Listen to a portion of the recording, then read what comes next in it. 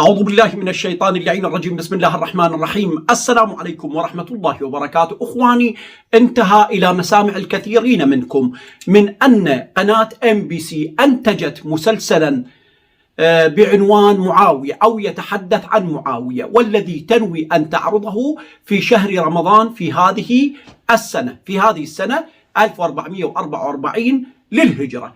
وتريد قناة MBC أن تجدد الفتنة وأن تثير مشاعر الملايين من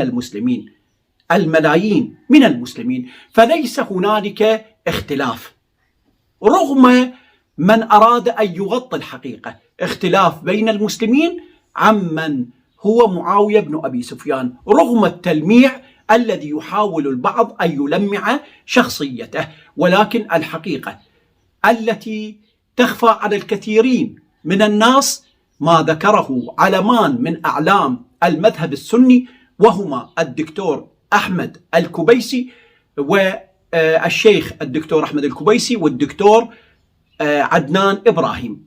اسمعوا ماذا قال عن معاوية الشيخ أحمد الكبيسي. أنتم نواصب كما هم روافض، هناك نواصب وهو أنتم بتوع معاوية الذي أمر بسب علي، وهذا صحيح مسلم، في صحيح مسلم مش معروف. وهذا التشيع، هذا العصبية لأجل معاوية الذي كل ما نعانيه الآن من معاوية، وأنتم تحبونه كل هذا الحب. والله لو عندكم 1%، وأنا كنت هكذا، أنا من أهل الأنبار، والأنبار نواصب لا يحبون معاوية ولا علي، ما عندهم مشكلة، ما مش بتاعنا هذا علي. والنبي يقول لعن الله من ناصبكم العداء. كيف يمكن أن تكون مواليا لعلي وقاتله، للحسين وقاتله؟ ما يصير، له هذا اختار لك واحد منهم. والله العظيم مصيبة هذه الأمة من معاوية. أبو هريرة يقول والله لولا أني أخاف على هذه لسميت القوم بأسمائهم. يا سيدي، كل ما نعانيه الآن من معاوية، هذا يقول عليه سيدنا، وقاله قبلك أكبر منك وأكبر مني قالوا سيدنا، هم مسؤولين يوم القيامة. أنت إما أن تكون مع علي أو تكون مع معاوية، اختر لك واحد منهم. اللهم احشرني مع علي، وأنت إن شاء الله يحشرك مع معاوية. نعم إخواني، كما سمعتم هذا ما استخلصه الشيخ الكبيسي من كتب إخواننا السنة وليس من كتب الشيعة. واسمعوا ماذا قال الدكتور عدنان إبراهيم عن أخلاق معاوية. اسمعوا معي. العقدة الجنسية، كل أوصاف معاوية في كل الكتب التي أرخت له تؤكد أن عنده مشكلة. وكان يلقب بالمسته، يقال إيه؟ أو يقال في وصفه وكان مستها. إيش مستها؟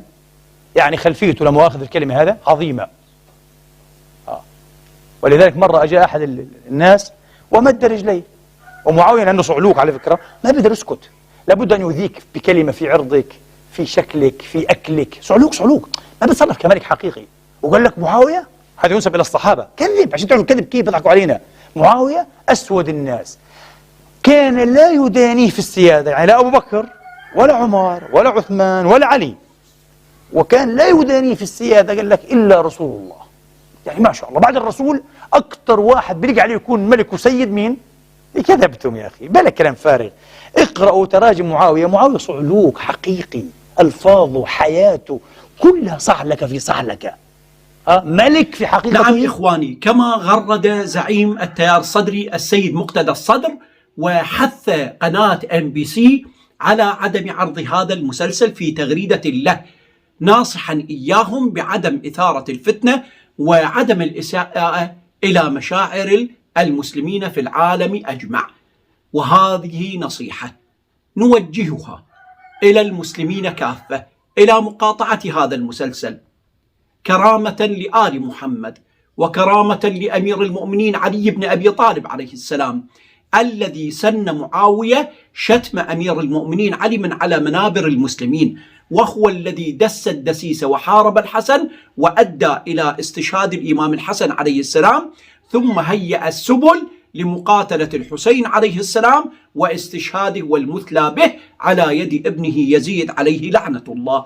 فنهيب بكافة المسلمين إلى مقاطعة هذا المسلسل إعلاميا وعدم مشاهدته أو مناقلته أو مشاركته، من باب الأمر بالمعروف والنهي عن المنكر، ومن باب القربة لمحمد وآل محمد الذي قال قل لا أسألكم عليه أجرا، قال عنه ربه قل لا أسألكم عليه أجرا إلا المودة في القربى، وما زال يوصينا بقرباه حتى قضى إلى بارئه جل وعلا. فمن الخطأ والمعيب على هذه القناة وعلى غيرها عرض مثل هذه المسلسلات المهينة المشينة المزيفة للحقائق، ومن العيب والمشين على كل مسلم أن يشاهد هذا المسلسل وأن يقيم له وزنا. اللهم إنا بلغنا، اللهم فاشهد.